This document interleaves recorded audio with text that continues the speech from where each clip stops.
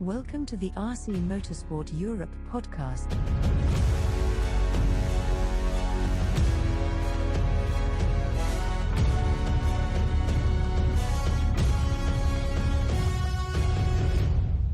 Hello, and welcome to another pre-AGM EFRA podcast, where we are looking at another section, and this time it is the Nitro on-road section, encompassing 10th and 8th IC and the GT8 and GTE classes.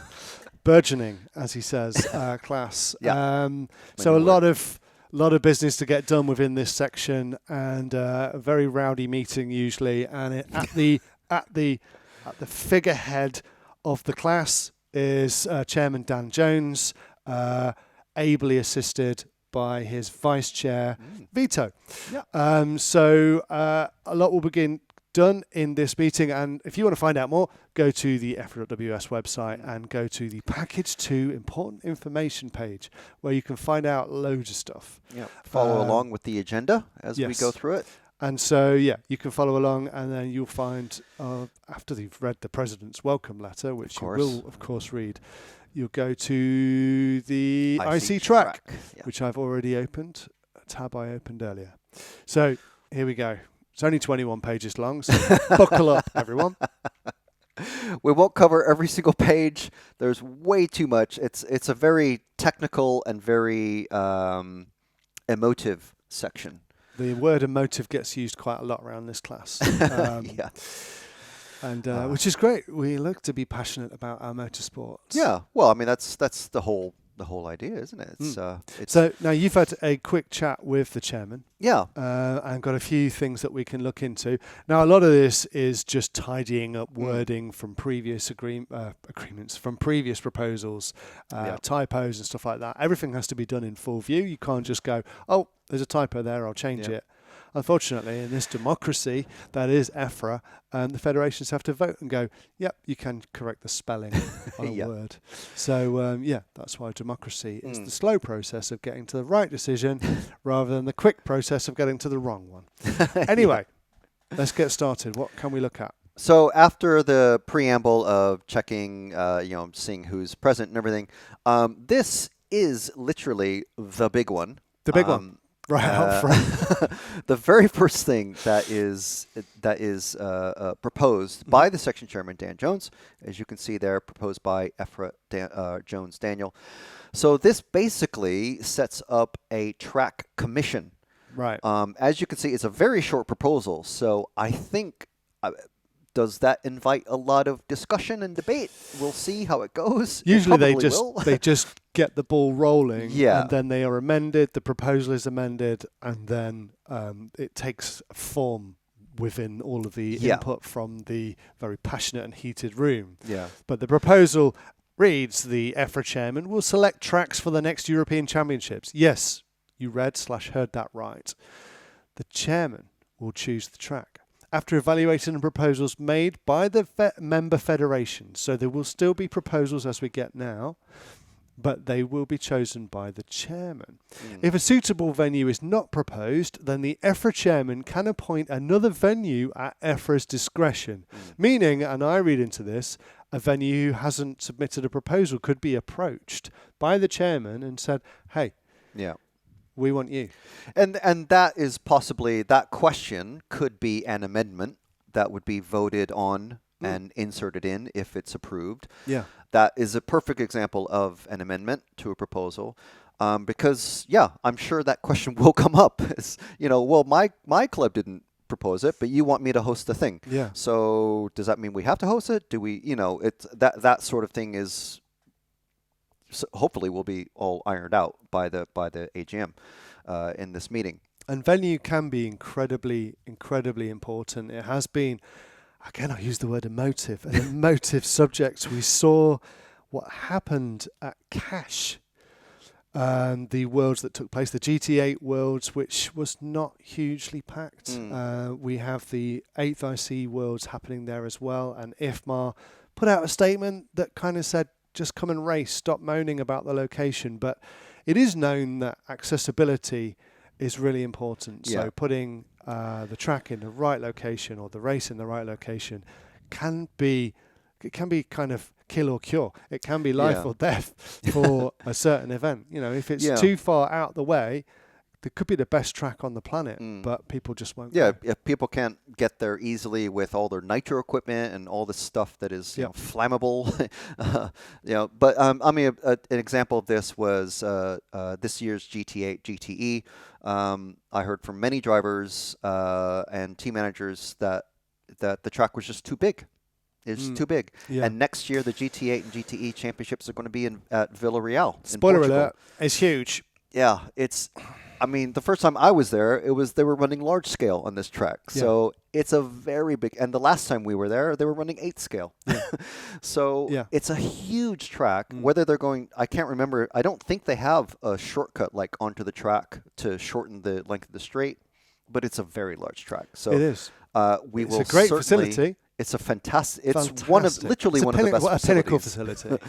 But yeah, for rubber tires and the 7-minute rule and everything like that is it'll be difficult.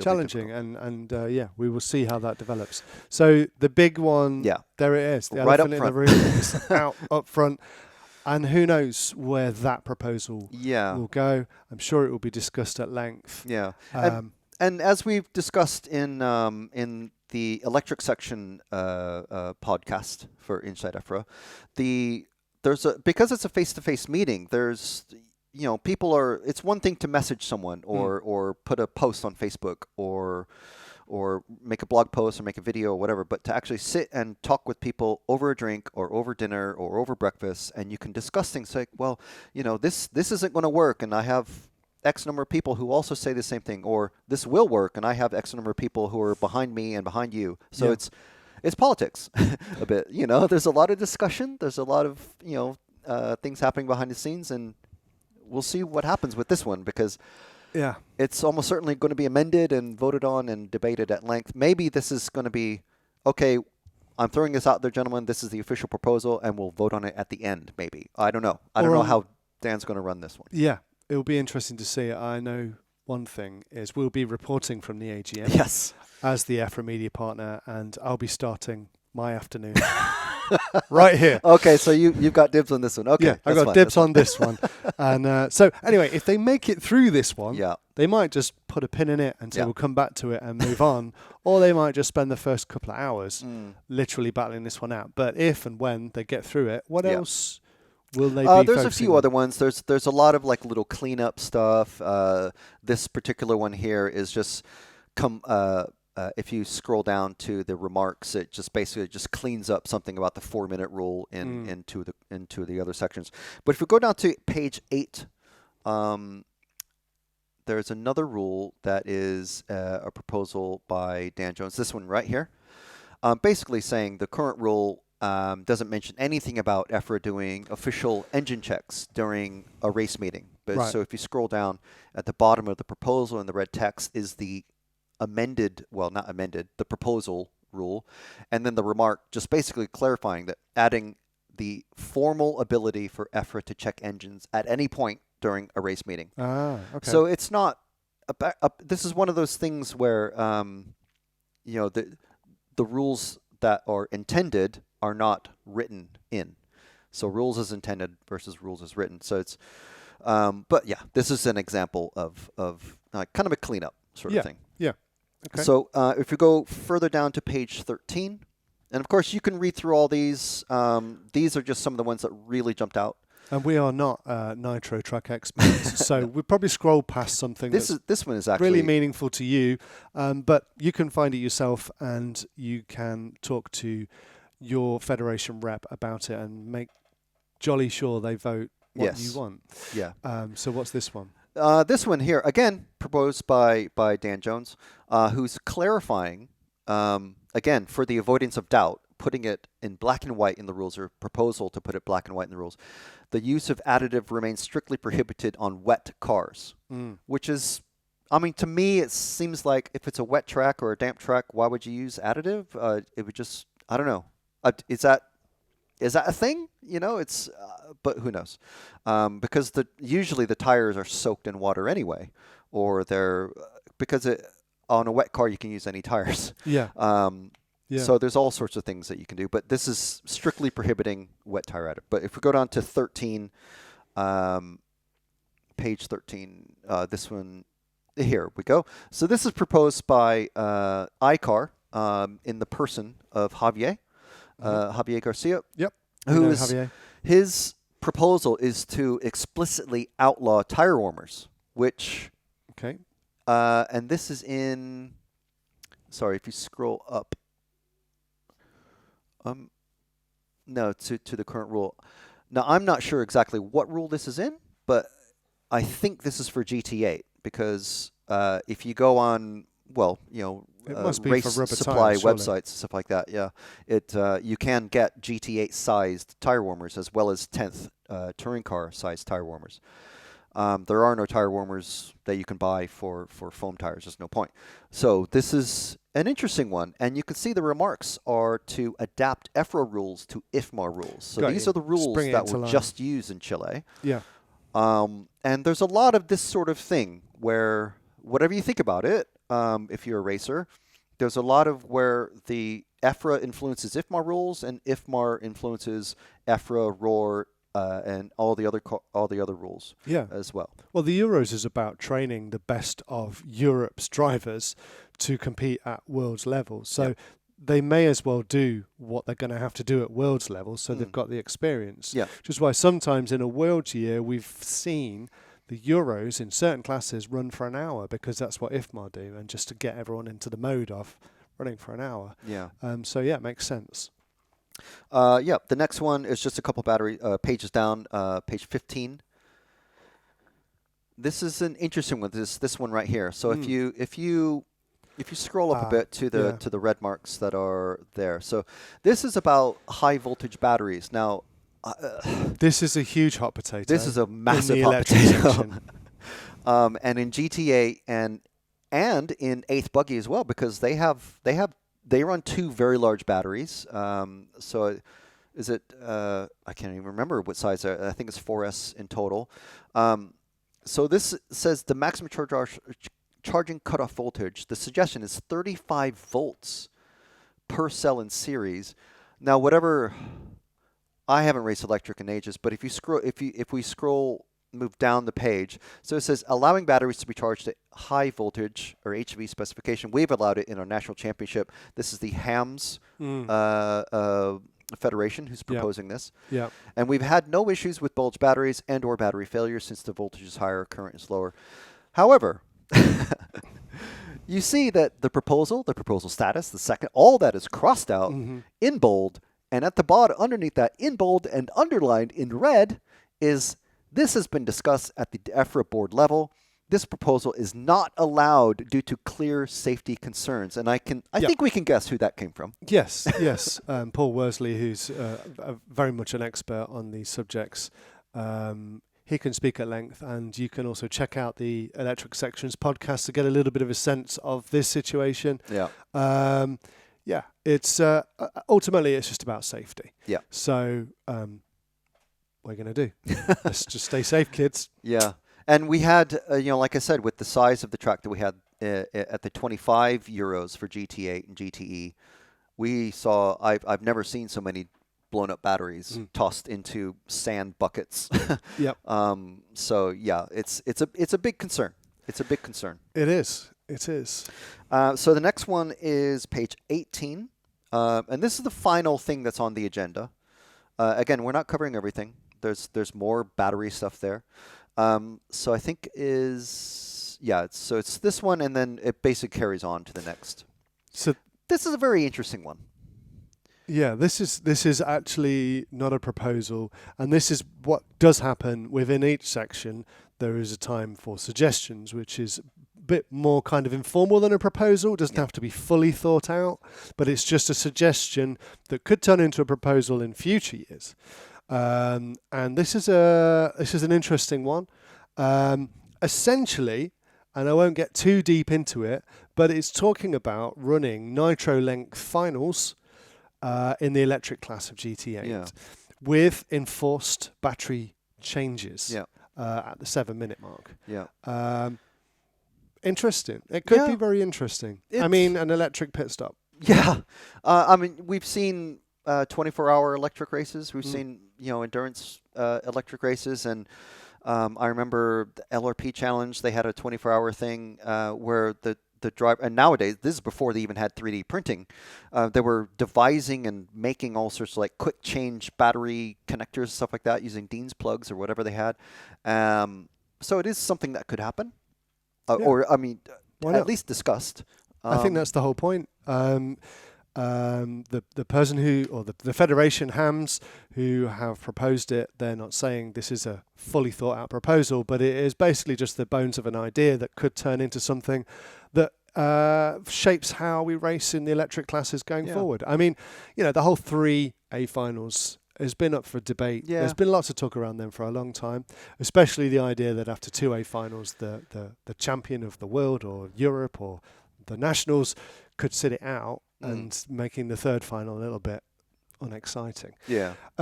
So there's loads to talk about with that, and that's the key thing here with EFRA and the AGM is a lot of talking. Yeah. A great deal of talking goes on over a whole weekend. It's an interesting thing, and it's like we were saying, it's one of those. It's here's a thing. It's not fully thought out. Here's a thing to discuss.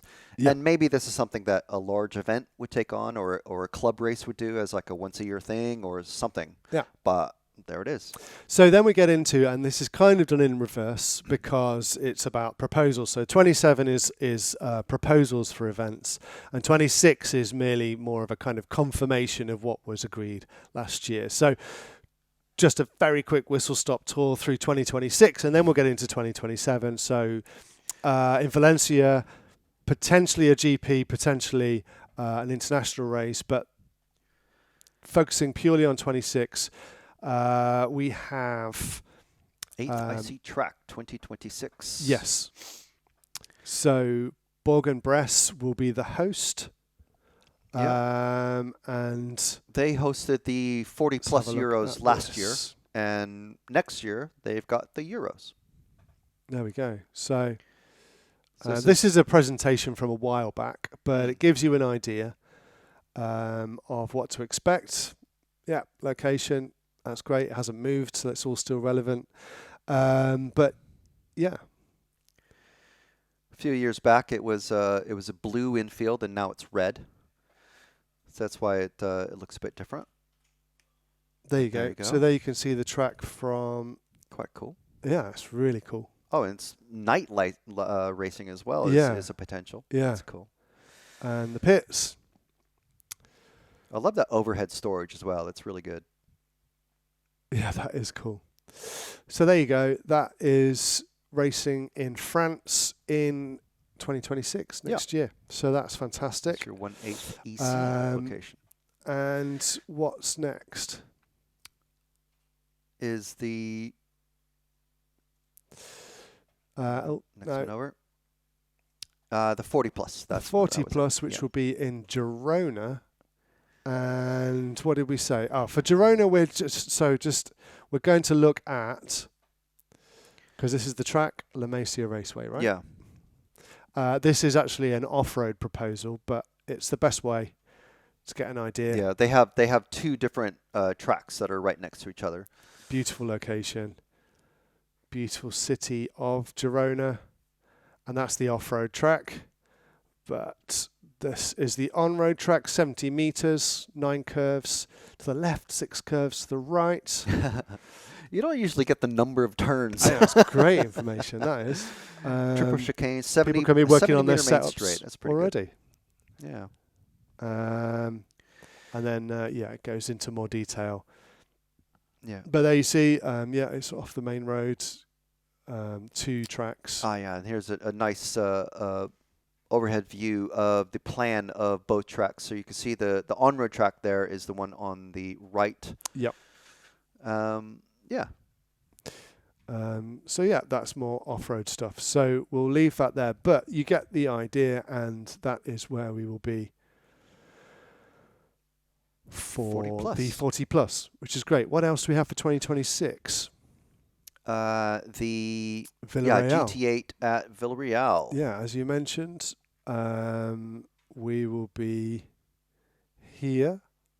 This is Villarreal, which is an absolutely beautiful track. Now, these are obviously 8th Nitro track. We can see. Yeah, we can Is see. that a Unless they potential add cut? one, there is no like shortcut onto There's a cut There after. is that. It's not. There's no curbing, so they would have to modify that potentially. So whether there will be plans in place to shorten the track for GT8, we don't know. It is an amazing facility, absolutely beautiful, with that huge grandstand in the shade on the main straight. And those are local people as well. Yes. Those aren't. That's not like family members and mechanics. Those are literally local people from the local town who come to watch the racing. They do a great really, job really good. of promoting the event to the local people, and a lot of tracks could learn from that. Oh, But, we had fun here. It was really good. Yeah. It was really good. So that is the host of. I think the GT8 cars would be a little bit slower, maybe going around the track. Yes. Yeah. But for 10th IC, so there is no EC. However, there's a Worlds. There is a Worlds. In, my favorite town, at least, Gubbio in Italy. Yes, love it. The track complete with the scale trees. Yes, love it. Oh, and the bridge. Remember the bridge? They take the stricken cars from the infield. Bridge. We've actually we have been there more recently than this, but I think this is cool to see because this is the last time. This is the same event, effectively, isn't it? This is the Worlds. Yeah. This is the 10th IC IC so 10th Worlds. IC Worlds is going to be. There's Greiner in the purple and black. Yeah. Now retired from this class. And Mazzeo behind him, Bruno behind him. So fantastic to see a Worlds back in Europe and back in one of Europe's finest tracks at Gubbio. One of the best things is the cafeteria, the food. Oh my goodness! Wow! If you're going to this race, you will be putting on a bit of weight. That's all I can say. Yeah. And Gubbio hosted the 40 plus Euros as well this year for 1/8 and 1/10. There we go. Great. So is that 26 wrapped up? We have the 40 plus in Girona as well, which we've just looked at. Yeah, because it's the same event. Yeah. So that brings us to proposals.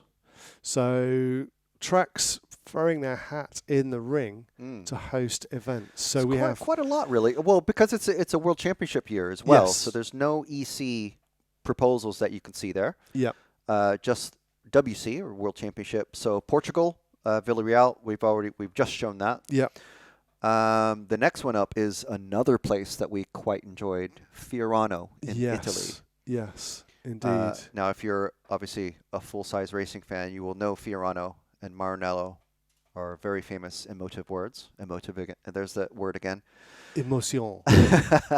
This is literally within a literal stone's throw of the Ferrari factory. These are large scale. Yes. And this was definitely the last European Championships that was held at this facility. And then it was kind of temporarily closed for a while. Yeah, it was. Well, there was it was owned by I can't remember the gentleman's name, and then his son took it over the management of the club.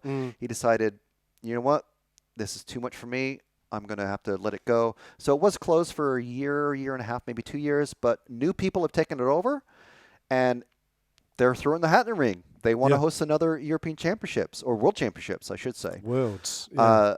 And many, many people have been to this track before. There's Nick watching things as we go on. This is named literally the Autodromo Jody Scheckter, I believe is what it's called. Yes. And it's still called that. Everyone just knows it as Fiorano. 8th track. So we looked at Fiorano. We've looked at Girona because that's the track in Spain, a new facility, so there's not much footage out there of that. Then Groningen. Yeah. Which that is this one. There we go. So again, this is large scale. Yeah. But yeah, Groningen, very nice track. Very friendly, open, helpful club members. They're actually expanding the track. I think they're tearing down the existing clubhouse and making a 2-story with a balcony. I mean, can you imagine that? It's going to be like a karting club. And so it'll be a pretty good facility. It already is a really nice facility. It's one of these because they're between a train line and a main road. They do not have to worry about road or like noise problems that we see with some of the other RC tracks that we've been to. But it's a really good circuit and a great club. They really know what they're doing there. Good stuff. Good stuff. So that's the Real 80 in Groningen. And then Villarreal again putting their hat in the ring for the Worlds. Yes. So I mean, it's a toss-up, really. Who can have that one? Who the I think a lot of people are going to want to go to Fiorano, but it is a new group of people. Or at least it's a new person in charge. I think it's probably the same group of people. Yeah. But it's a very familiar facility to. I think all of those except for Girona are going to be quite familiar to most of the racers. Absolutely. And then you can see that a lot of the venues have put their hat in the ring for multiple events. So you see them repeated in the other classes as well. So we won't look at them again. But just a few that we haven't spent a moment with. Lostarlo, which is very well known, and they just have their hat in the ring for the GT8 and GTE Worlds. And this is Lostarlo. And if you haven't heard of Lostarlo, where have you been? Where have you been? It's one of the most beautiful facilities in all of Europe, I would say. Nestled in between beautiful mountains. That's the view. Look at that shot. And there's a huge campground right next to this as well. Yes, which was very badly flooded. Early last year, I believe it was. Yeah, they were very, very badly hit, and it was a natural disaster that occurred. But anyway, they are still running and doing what they can to put on fantastic events.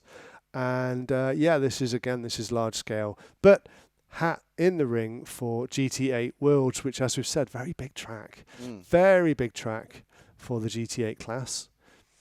And I think the last one, maybe there's a few more, but we may as well, just while we're here, we'll have a quick look at Monaco, because Monaco are looking at a number of events. They're looking 40 plus 10th IC and 40 plus period for 10th and 8th. There you go. Yes. Yeah. Look at that. Yeah. If you, that's the view right there. You want to go to a beautiful track. I mean, it's difficult. It's a difficult toss-up between Monaco and Lostarlo. Both absolutely stunning tracks. Fortunately, they're going in for different classes, and I can actually give you a little bit of a look at the facility video-wise in this footage from 2012, so pretty old. Some of the familiar faces. Freddie Vandal. Another this familiar guy? face there, bright-eyed and bushy-tailed in the morning twilight. Pre-beard. Pre-beard, yes. I don't think I could grow a beard then. I didn't even have any grey hairs, but then this RC life has taken its toll. But anyway, less of me and more of the track. And this was the B Euros in 10th on road. It's been a little while. That's been a little while for sure. Yes. Since there's been a B Euros and IC track. Yeah. Very cool. Look like beautiful with the sea in the background. Atop a mountain. Wow. So that could be where we get some racing in 2027 in the 40 plus class.